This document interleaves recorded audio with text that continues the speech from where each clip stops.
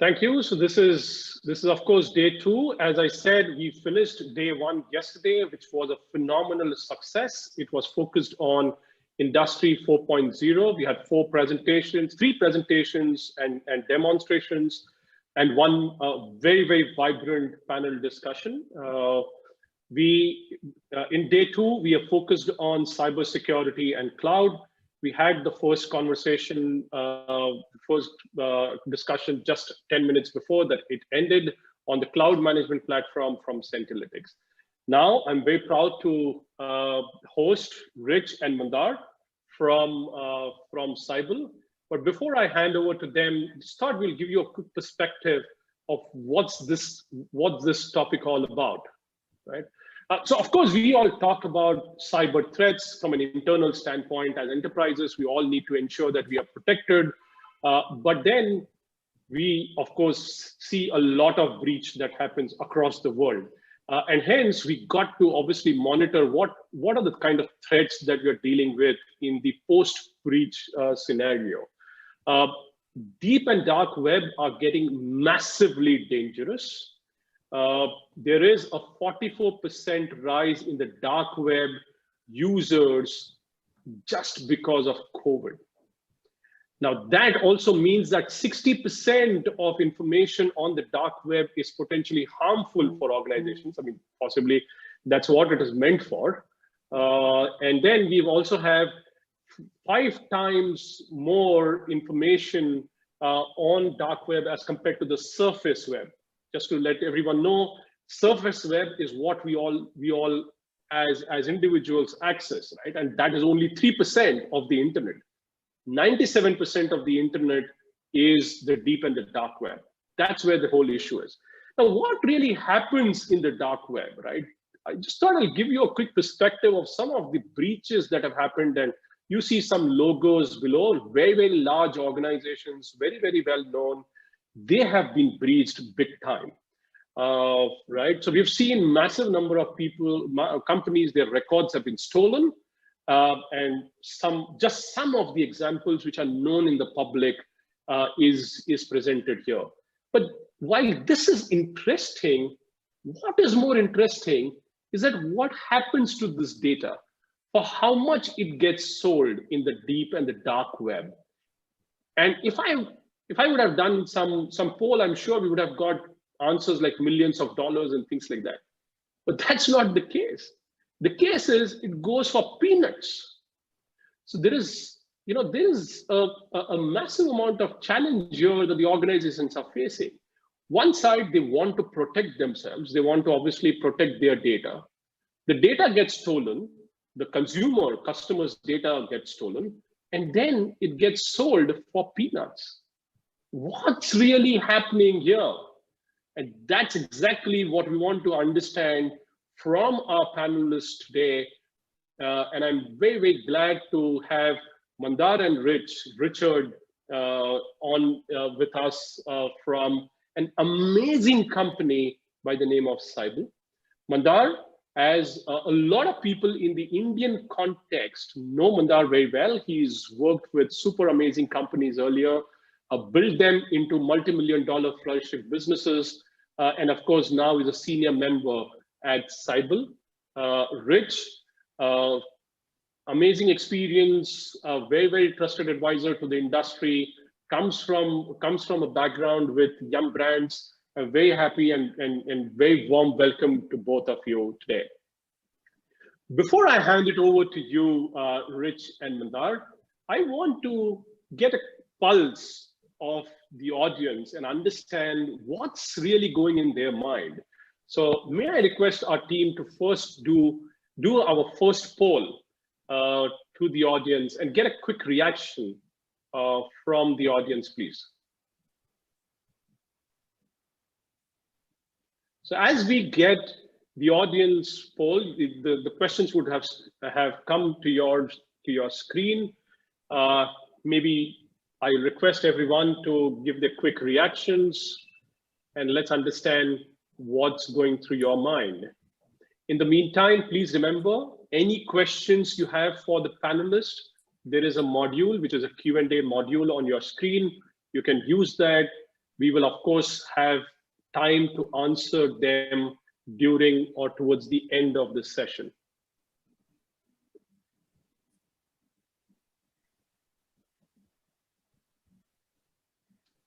Fabulous. As I can see, we're getting responses thick and fast. I'm just going to wait for 10 odd seconds more just to get everyone to give their responses.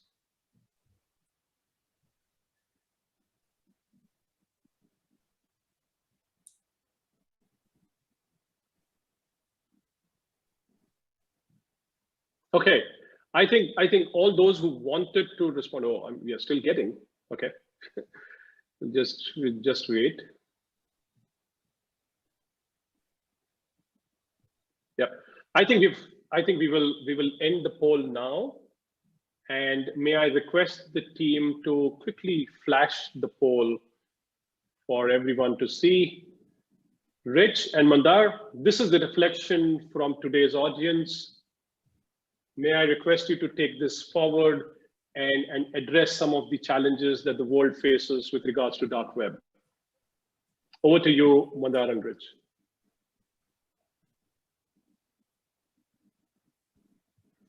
Thank you very much. Really appreciate that, Sandeep. As Mandar is bringing up the presentation on screen, I just want to thank Network Science again, and also you for doing a fantastic intro and providing some background on the dark web, deep web. As you know, it's a very complicated area, a lot going on in there. So what we're going to do today is give you a little bit of understanding who Cybal is. Some people know who Cybal is, other people don't. We're a fairly young organization, so I just want to give you a little bit of our journey and who's who in the zoo when we talk about that.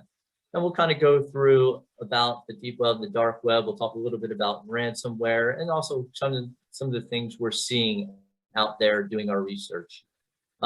I'll talk a little bit about myself and about Mandar in a minute when we get to the people slide, but let me tell you about Cybal. So Cybal is headquartered in Atlanta, Georgia, where I am at the moment. We have a global presence. What we do is we empower organizations with the deep and dark web and cybercrime monitoring and mitigation services.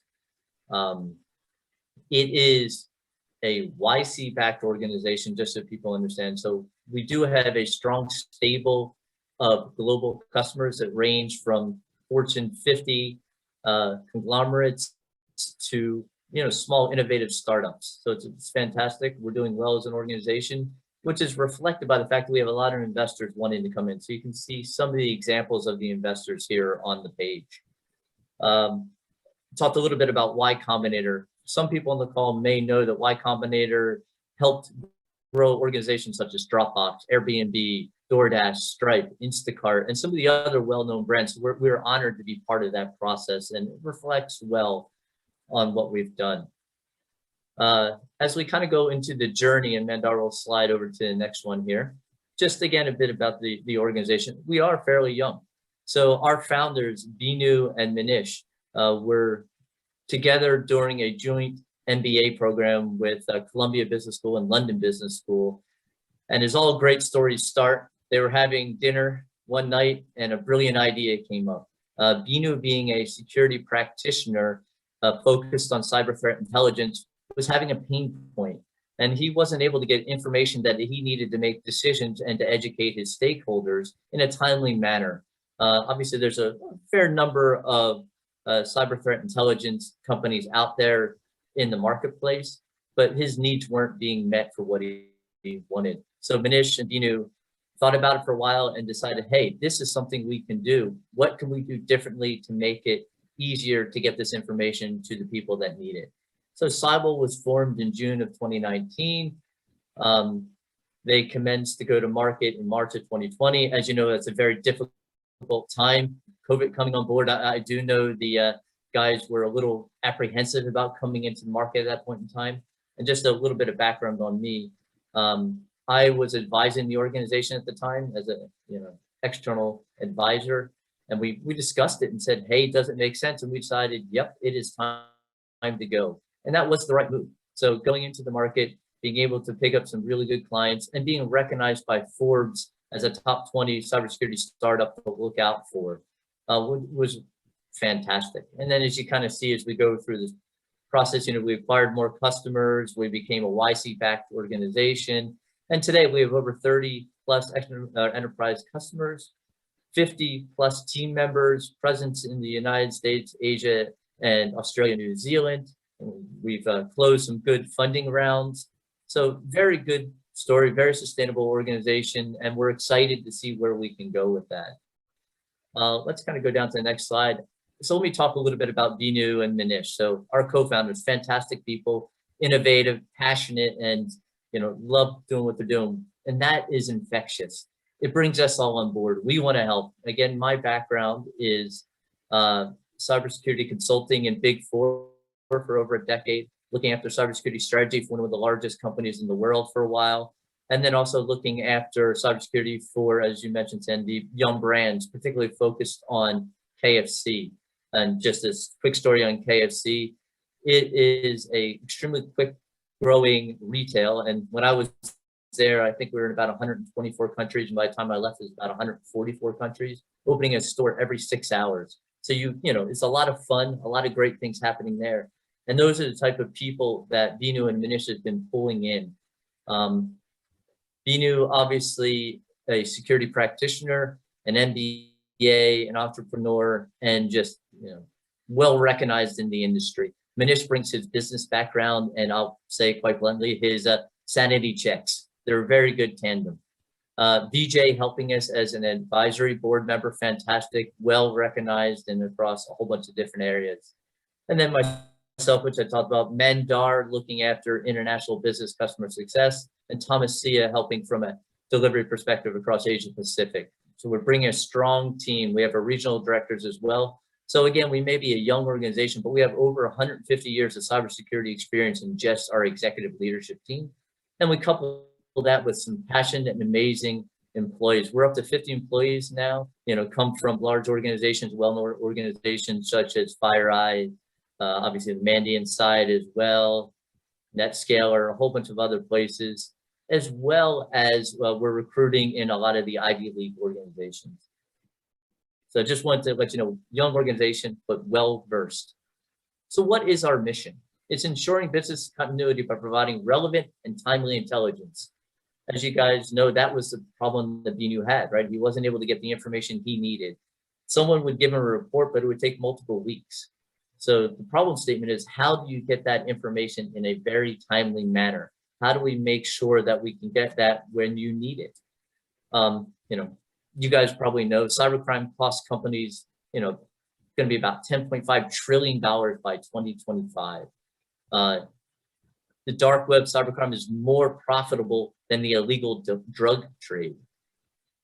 In the United States, the FBI is expecting that every American's personal identifiable information is going to be stolen and posted on the dark web. And a large portion that's already happened. You think of a lot of the large breaches you put up on screen, Sandeep, it's just more and more and more information is going out there. So how do we understand that? How do we know the impact? And then as organizations, be able to handle and do that in a correct manner.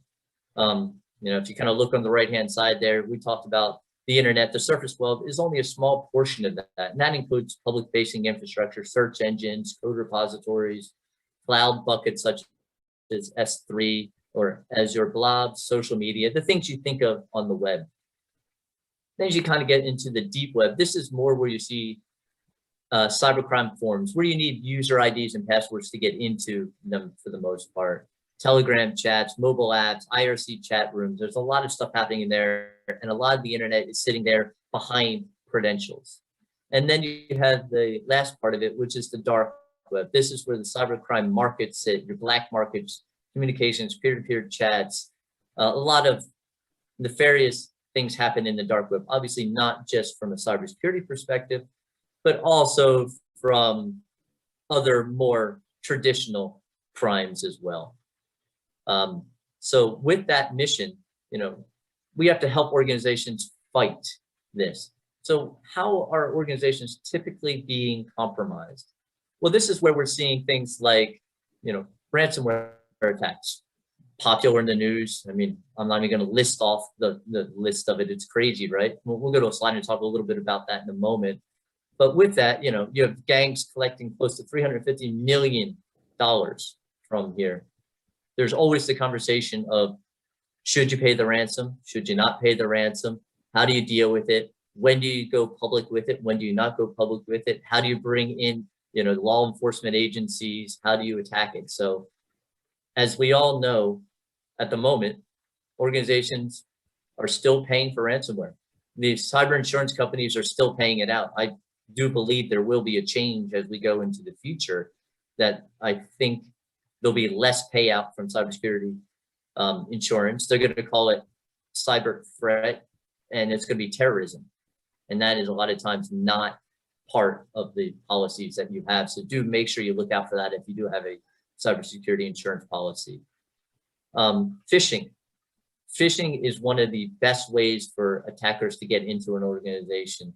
It preys on individuals who, on purpose or may inadvertently click on a link, right? Obviously, the phishers try to make sure they can compel you to take action. And that could be in the form of an email that looks legitimate, or it could be in the form of an email that tries to push you to do something because you're scared. Phishing is how a lot of cyber criminals get into different organizations, and then they're able to pivot and go to other parts of the environment. Leaked credentials is another one, right?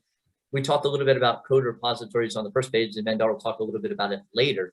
But think of your GitHubs, your Bitbuckets, your GitLabs, where people use for code repositories. Unfortunately, when things get forked and cut and pasted, those credentials sometimes remain there, open to anybody that searches it.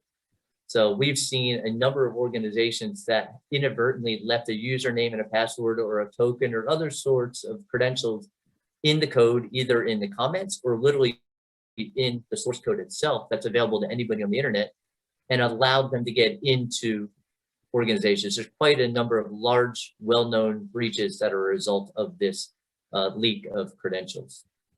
And then the other one is outdated software. I mean, this one is table stakes, things that just need to be done. Make sure you continue to patch this. At a personal level, make sure you patch your phone, make sure it's updated, make sure you update your tablets and your laptops. But in a corporate environment, as we know, it can be complicated.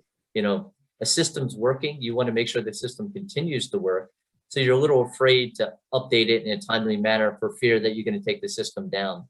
So my counsel would be, make sure you put the proper processes in place to be able to, one, understand when there's a new patch for whatever software it may be. It could be as simple as Microsoft, which is easy and when it comes every Patch Tuesday.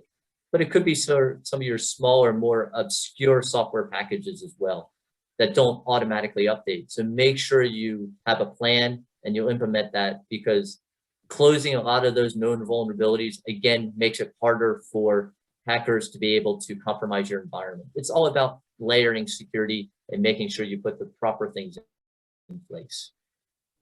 Talked a little bit about ransomware. So as we go on to the next slide here, this is from one of our blog articles, actually. So you can go to cybel.com and click on the blog link there, and it will take you to a nice article around this. This tapestry, quite colorful, helps represent the attacks we were seeing in May of 2021. Our researchers do a phenomenal job of looking into the ransomware environment, the ransomware forms, to understand what's happening, who the key players are, who they're targeting, the different sectors that they're targeting. So in this case, we're seeing that Abaddon and Conti were the most active ransomware groups out there. I mean, there's been over 2,400 victims we've been tracking since the end of 2019. Where are they targeting? So what we've noticed is they're primarily targeting manufacturing, construction, and financial services industries. A lot of this is low-hanging fruit, if you think about it, right? Financial services, opportunity for financial gain. They figure, you know, if you take a bank offline, they're going to have to pay the ransom so that they can make sure they can keep going. The downside of financial services is a lot of times these are more mature security organizations than some of the other ones. But what's happening is you're seeing more fintechs coming up, more startups, more innovative ones that may not have that same process as the more established large banks and entities. So you see that. You also see construction and manufacturing. You know, as soon as you can stop construction and manufacturing, you stop the world. You know, there's a lot of different things that have happened out there. Obviously, the pipeline ransomware happening, it was paid. It had to be paid by the company. They went against the counsel of the government, is my understanding, but it was paid and they were able to get back online. The question is it going to happen again? Were they able to close the holes where the attackers came in? So one of those things you have to think about when you're dealing with ransomware. Another question people have is, what regions are most impacted? So what we're seeing is the United States is most impacted by the ransomware. That's where most of the victims are. Again, the theory is if there's money to be paid in the US, a lot of organizations in the US have cyber insurance. So if the cyber insurance will pay it out, the likelihood that the ransomware group will get the attack or will get the funds are higher. Germany and the United Kingdom are the next two regions that seem to get the most number of attacks. So with that, you know, we see a lot of activity. I do suggest you take a look at the blog and read the article. And there's a lot of other great articles out there as well with our research. It kind of shows the efficacy of the research we're doing. Fantastic stuff. One of the things that we pride ourselves on is being able to find a lot of this information early on, be able to advise our customers, you know, many times months in advance of it becoming public in the media. So just kind of shows you the good things that can happen. And what I'm going to do is I'm going to hand over to Mandar, who's going to talk a little bit about how we do that, how we collect information, and the story around that. So let me hand over to Mandar, and thank you very much. Thank you. I hope I'm audible, right? So thanks, everyone. I'm going to share about my personal experience, right, dealing with dark web monitoring as well as the attack surface, right? So Rich as well as Sandy has already brought all the points that the attacks are increasing, ransomware increasing, a lot of attack surfaces are getting compromised, and somehow hackers are able to get entry to the client's environment, right? And why it's happening, right? And my point of view is that we are actually not looking this external threat intelligence program in a holistic way, right? If we really talk about a lot of organizations are running the digital risk intelligence program, or we can say a digital risk protection program, which is necessary talking about attack surface as well as the brand monitoring, but it doesn't really cover threat intel as well as cybercrime, right? Whereas there are some companies which are running a very in-depth comprehensive threat intelligence program, but not actually the focusing on the cybercrime intelligence, right? So what we try to do at Cyber, that we're actually developing the common intelligence that has been basically from the surface web, dark and deep web, as well as the OSINT. And that's where we see that we can actually bring the 360-degree visibility into all external threat intelligence. Like for example, if the one of the organization is going for digital risk intelligence, they can only get a brand monitoring, let's say a typosquattingdomain.com, and they can only know that this particular domain was registered 2 days back on IP known as 34.102.136.180. And that's all. They cannot really make out what's going to be the impact. Only one thing that, oh, there is some suspicious domain has been created. But if that is supported by the threat intelligence feeds and the team, these people will do the proper analysis and saying that, hey, Mr. CISO, the particular IP address belongs to malicious, and it has been already marked as a malicious IP by Alien World ESP Security Commodore. and they did further dig down, and it looks like the IP is actually known as a foster IP. Now, what the contest is missing here is a cybercrime intelligence and the dark and deep web intelligence, where we as a company can add one more parameter saying that, Mr. CISO, the particular IP address has been already used by Russian threat actors during the US 2020 election. Means now you have a full context that how dangerous the particular phishing URL might be in the future, right? And that's why we actually bring a tool which is known as Cyber Vision, which will be holistically bring the entire visibility after your firewall, right? So that's what we're going to do. Now, how we do it, right? The tool is basically Cyber, and we talk about bringing the visibility, anything, everything outside of your firewall. And if someone says that, Mandar, I just want to summarize what the Cyber does, we will say that, sir, Cyber is a dark web. Cyber is a Google of dark web, right? And what we generally going to touch upon is that we will do each and every activity monitoring across the digital risk, maybe your total assets which are exposed on the internet and what is your vulnerability score, any documents which are actually exposed into S3 buckets or Azure buckets which are misconfigured. So, and which we will bring to you saying that, sir, you are not using S3 bucket, but some of your documents are exposed at S3 bucket which owned by someone else. Maybe the code repository, as Rich has already spoken about, that your confidential credentials are getting leaked through GitHub, Bitbucket, GitLab, Pastebins and all, which will bring to notice. Brand monitoring and fake mobile app has been biggest challenge. And if you really see, 91% organizations are still breached because of the phishing as well as the fake mobile apps.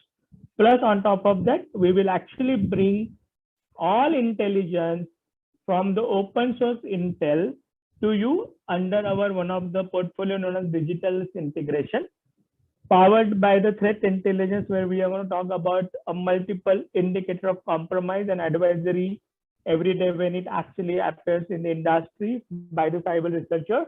And the most important area which is still uncovered by many organizations are like, hey, what people are talking about us in the dark web. Is there a threat actor is targeting my company, my vertical, or my IP, right? Or intellectual properties? Is there someone is posting some of my credit data on the Tor link? Is someone is actually put some kind of details about my company that I got XYZ company's data and it's actually for sale at, let's say, 2 Bitcoin or 5 Bitcoins on some of the forums? What the hackers are talking about me in the closed secure cyber criminals forums such as Telegram chats, and what are the keywords that are important for my business, which I really want to know whether those are being discussed into the dark web, right? So we as a tool, we bring the all intelligence together from the digital risk, from the threat intelligence and the cyber intelligence perspective, and we give the entire risk in a holistic way, that how the risk that looks like for your organization and what are the ways in which the risk can be mitigated proactively, right? Moving forward, the tool which brings the digital risk as well as the threat intelligence and dark web capabilities into one is known as Cyber Vision. And currently it's actually a SaaS based, so you don't have to worry about infrastructure or you don't have to worry about any hardware and something like that. It's a pure play, plug and play SaaS based platform where we are going to monitor your all dark web activities as well as the cybercrime intelligence. When you talk about the tool actually, right, the most important, when you actually evaluate any dark web monitoring service provider, which is going to become one of the synonym for threat intel, the first question that you should ask is that, hey, how many dark web records that you hold? And we proudly say as a cyber, we have 150 billion dark web records. And the dark web records are actually collected over 20,000 plus breaches that happened from the past few years. And actually, it is basically a collection of all your organization's credentials, as well as a lot of PII data. And these 150 billion records are basically which are currently available in the dark web. Most probably, they are going to be the next spear phishing attacks, right? So the hackers are going to use them that, hey, you are using the XYZ product, and you say yes, and then this is your mobile number, yeah, this is your email address, yes, this is your preferences for buying that product, and you say yes, and finally, I'm giving a voucher, why don't you click on that? And that's how the system got compromised, right? Second thing that you always have to really consider when you're going for a particular enterprise solutions about the gray area, which known as cybercrime intelligence, you have to ask how many cybercrime markets you're aware about. And the answer that we give, we are aware about 35,000 plus cybercrime markets. The answer, do we have visibility? Yeah, we have visibility, but do we have basically the entry? No. We have currently monitoring more than 1,300 cybercrime markets, and definitely we will reach to all 35,000 cybercrime markets. But in 1,300 markets, we have visibility more than 80%. So that's where cyber can able to detect some kind of intelligence about your organization well in advance, before it becomes even public or before it even goes into some of the internal or public facing cybercrime forums, right? And that's the USP we talk about. From the open source perspective and the social media perspective, we generally scan more than 15 billion pages every day in every language, and it gives you a lot of leverage that, hey, someone is talking about your company in Russian language, Chinese language, Spanish language, or maybe let's say Marathi, Hindi, or maybe Arab language, right? It is actually a ready-made intel you get based on the keywords, right? If you are running a security operations centers and so we give you a lot of threat indicators, so you can make your security or intelligent security operations center more intelligent with, you know, that what are the current risks that the industry is facing, and you can really integrate that and update your perimeter monitoring, right?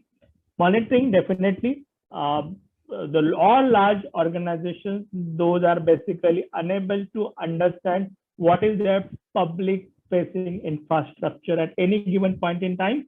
We scan 4 billion IP addresses every 4 hours, and we will tell you that, oh, you have 100 IP addresses which are public, 100 assets which are publicly accessible. 10 are in US, 10 are in UK, 20 in Singapore, 60 in India. But out of the 10 assets which are in US, the 3 assets are vulnerable. And why those vulnerable, right? And most important, executive protection, because these are the people who are having high chances of getting spearfished. So our tool brings all intelligence and give you all the reports on daily basis, weekly basis, monthly basis, straight away automated from the tool, and you can do the complete case management tool, right? But will only tool can solve the problem? The answer is no. What we do, a lot of incident response activity for our customer. You may come across some of the situations where you get a mail from a threat actor with whom you don't know that Mr. ABC, I got a lot of your information related to your customer data or related to your access, right? And if you don't transfer so many let's say ABC, XYZ Bitcoins, I'm going to make it public. Now, what we do when we identify such kind of threat alerts, we generally closely work with CISO community and the cyber defense head to really investigate whether the particular alert is genuine. And then we try to get a lot of samples and try to bring it to the customer that, sir, this is the threat intel, we got it, or dark web threat intelligence, we got it from the threat actor, and let's try to see whether it's actually matching with your databases. And if the database is matched, definitely, then we have to really prepare our client for making a responsible disclosure as well as a communication plan to management as well as the stakeholder, right? But if the particular things are not matching, definitely I can actually tell my customer, sir, please ignore this. It's generally one of the hoax, right? So this is where we bring a capability of the data, the tool, as well as the support from our researcher. There's another example. Many times, sometimes CEO may call CISO or some of the people, right? Hey, I got someone is actually leaked out my information. There are a lot of bunch of articles available on the social media. There are a lot of articles saying that I have been breached, and there's a folder which contains a lot of my data, right? The first thing, validate that we will validate with our customer. And the second thing that we basically work with the security team and cyber defense team to really minimize the impact, which in a dark web known as stop the bleed. We'll find out all those URLs where the data is lying, and then we will basically take it down. But since now the data is already out, you can't really leave the particular incident as a closed. You have to keep on monitoring the incident. You have to keep on trying to get the intent of the threat actor, whether he is selling the data, what threat he was selling, what an organization should do to prevent the data from further proliferation and all, right? So we basically, as a company, as a cyber, we basically bring all 360-degree visibility into the surface web, dark web, as well as deep web. And not just a tool, we provide the complete managed services where we will be your partner for managing the incident response completely up to the communication. Yeah. So I'm just want now Rich is coming from the background of Rich background from the CISO perspective. He was always on the other side. I just want to know, like, Rich, what's your security recommendation for our the audience here? Definitely, great question, Mandar.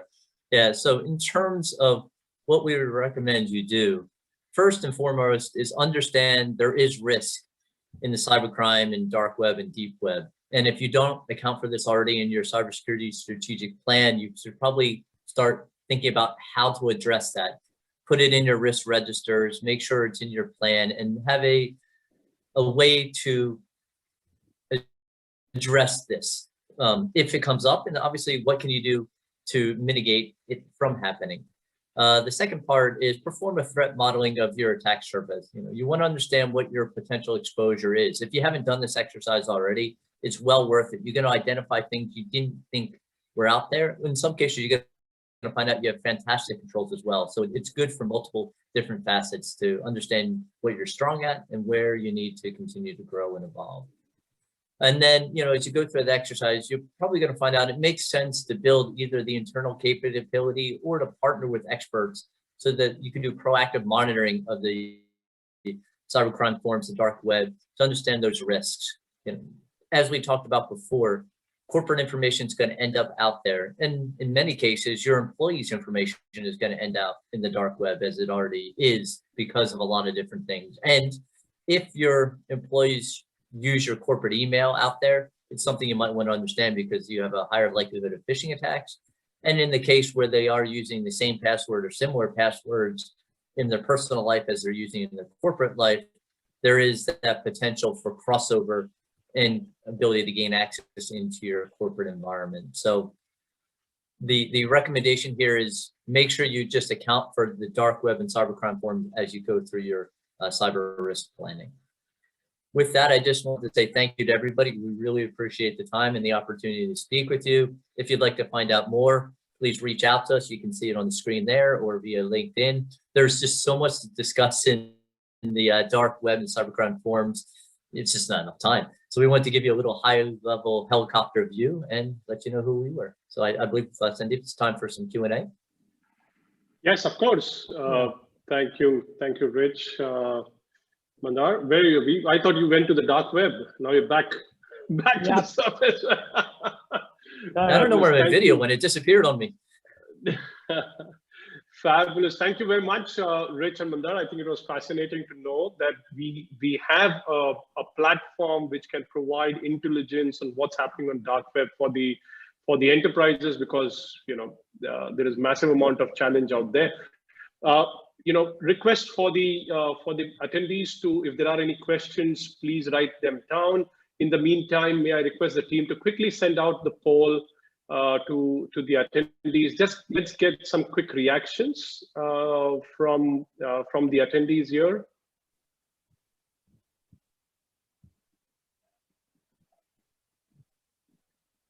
So the questions would have flashed on your screen.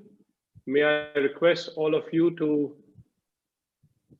take the question, provide us with the answers. This is extremely important feedback for all of us, so that we get to know what's happening at your end. Fabulous, we're getting the responses thick and fast.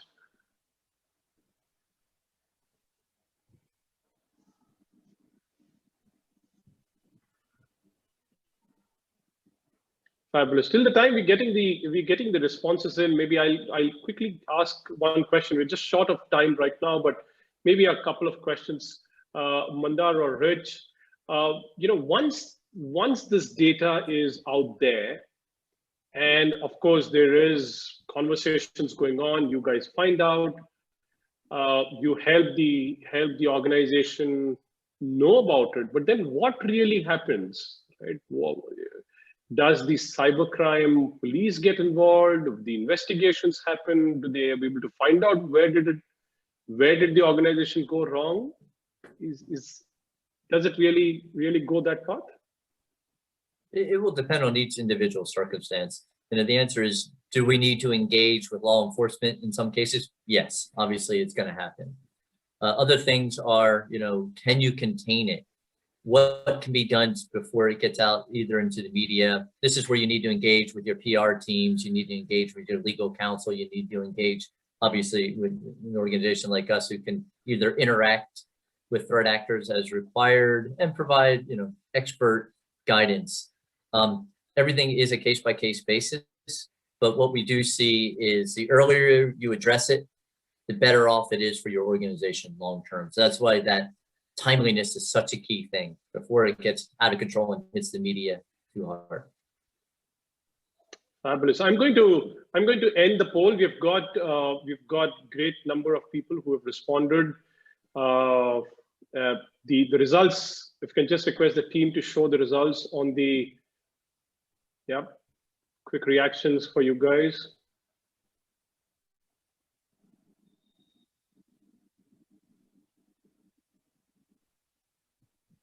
So there is, of course, highly likelihood of implementation of such solutions, but the challenges are quite amazing, quite interesting to note as well. Don't know what's compromised. That's the point I think, Mandar, you mentioned, that we can help you identify what's really compromised. Correct. Right, and also prioritize in terms of, while this is what has got exposed, you can also help them prioritizing. Let's focus on this kind of data and not the entire 100% of the data, right? I think that's great value that your solution can of course bring on the table. Yeah, how do you filter out the noise? How do you understand what the important things to attack are and have a plan of attack? So agreed. Fabulous. We've got a couple of questions from the audience as well. How effective have you as a team been in resolving cyber threats incidents? The question is to give us a percentage. And that's definitely a tough question to answer. But what I will say is we do a very good job identifying this, raising it to our clients so they can take action, and we help them through that. In some cases, and a number of cases, we do takedown requests. So let's say it's databases that have been leaked online. We can work with the ISPs and the registrars to take that information down. Let me be completely honest. Once it's on the internet, it's always on the internet. But what can you do to limit its exposure and bring it down? So that's where we work. It's a bit of going through that takedown service and working through that. And from that, we are fairly effective in working through the takedowns. Fabulous. There is a related question what will be the fair figure in percentage or in, scale up to 100, 0 to 100 in terms of risk mitigation using your platform?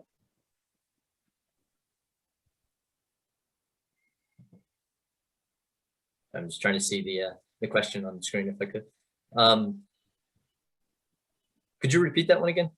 Yeah, I mean, what's the percentage of risk mitigation that you can improve for the enterprise if they use your platform? Yeah, you're definitely going to get a lot of assistance in mitigating those risks. So one of the things we have is the ability to scan the entire internet every day, including your infrastructure. So we can see if there's any low-hanging fruit. Do you have new infrastructure that's come online that has vulnerabilities that could allow an attacker in? With our solution and services, what we try to do is, as Mandar said, that 360 view, to be able to find it early, any vulnerabilities that could lead to a breach. And then after the fact, if there has been a breach, identify as quickly as possible that there's chatter about it in the dark web or someone's trying to sell this information. So that cohesive plan is how we help mitigate breaches long-term, right? It's always going to happen. How do we slow it down? Got it. Got it. One last question is what I can take. Just 30 seconds quick reaction from you. How do you triage this data once you gather, if you identify that this kind of data has been breached? How does it really work with the enterprises, the process that you follow within the system? No, a fantastic question. And what I will say is we have a tremendous amount of data. So we have to use automation to help go through it. Obviously, AI, ML, they kind of go through that. And then also the experience of our threat researchers. So we're able to go through and determine, is this legitimate data or is this not? Is this data that we've seen prior? And we have a massive database, so we can actually compare, let's say it's a number of records. We can see where those same records actually, posted prior. Is someone just correlating and compiling lists and just saying, hey, this is a new breach, when reality is it's not.